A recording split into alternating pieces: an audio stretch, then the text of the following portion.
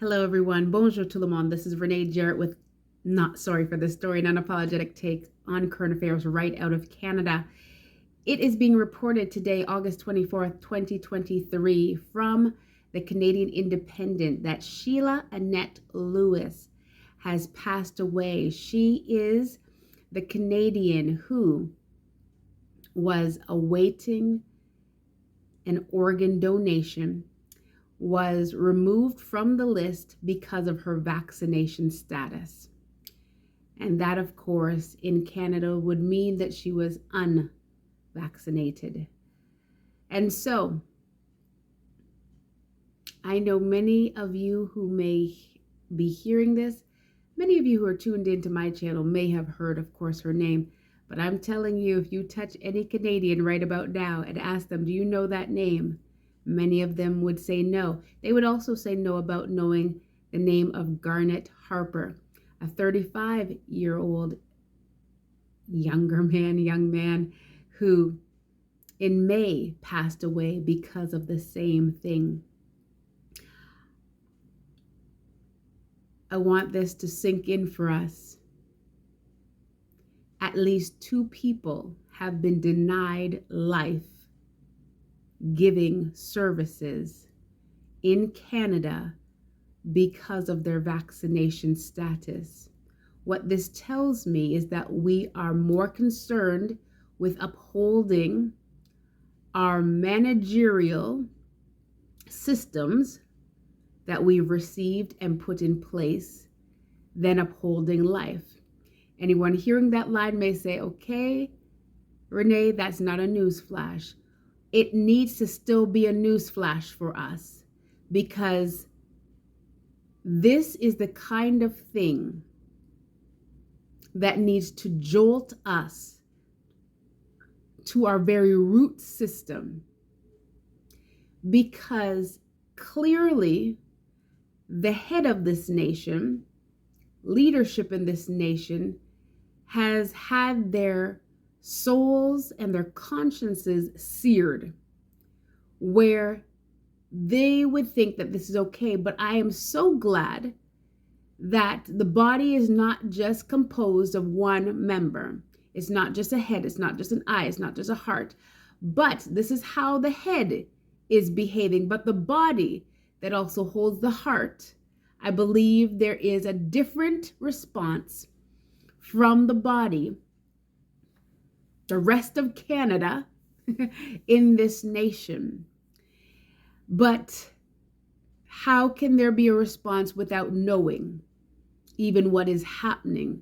And so I want to put their names before you again. Garnet Harper and Sheila Annette Lewis have lost their lives in an atmosphere, in a country where organ donations happen regularly, and it is all because of their vaccination status. When I first heard about Garnet, which he possibly is the first one to have this happen to, my response was, well, this is tantamount to murder. Because if you have something to give and you do not give it and the person passes, it's equivalent to saying now that there's blood on your hands. I want to remind us Canadians who may be hearing this for second, third time hearing their names, or this is the first time, I want you to understand something right in this moment. We, the people who got up from where we were in different ways in 2022 because of lost jobs, because of stories that we had personally heard but may have never hit the news. This is that and beyond again, because now a system, it wasn't just, okay, I no longer have my job because of a vaccination status. Now people are losing their lives. That's precedent setting. Watch precedents, because it wants to begin a thing and start a track record. But I say no. And I say that as long as I am here, God in me, and others who have a voice and others who have hands and feet to put action, something has to occur. We moved out in 2022. And now we're going to have to show up like never before because something unprecedented has happened in our nation and we've got to turn it around. We've got to recover. Now, you may look at Canada. I know there's so much to look at and really have your head fall and go down into a particular pit. But I want to say hope. The word hope keeps coming back on my radar. And yesterday I got an acronym for it: heightened objectivity while passionately and patiently enduring. I speak hope over us in Canada, and hope is here.